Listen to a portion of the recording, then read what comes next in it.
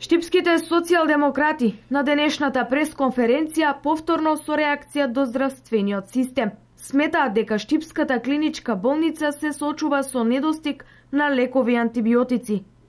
Очигледно, министерот Никола Тодоров не знае што значи да се нема избор на антибиотици. Катастрофалната состојба со недостатокот од антибиотици е животно загрижувачка за граѓаните. Издавањето на само еден антибиотик значи несоодветно лекување, а тоа кај пациентите може да предизвика сериозни последици, развој на инфекции и компликации, кои што може да им го доведат во опасност дури и животот. Дополнителен проблем е одлуката на министерот за здравство Никола Тодоров да штеди на инсулинската терапија.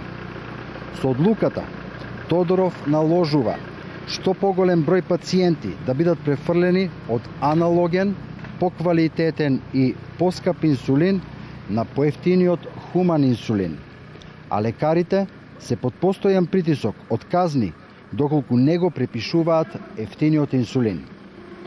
Ова е погубно за здравјето на граѓаните со шеќерна болест, затоа што предизвикува штетни последици за работата на бубрезите, нервниот систем и видот. Огромен број граѓани од Штип и регионот веќе се жалат на последиците кои што ги трпат.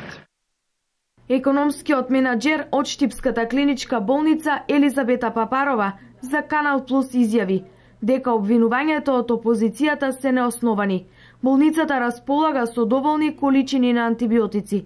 А што се однесува на инсулинот, ниту еден диабетичар нема поднесено поплака до болницата. Детали за актуелните состојби од болницата најавуваат дека ќе презентираат утре.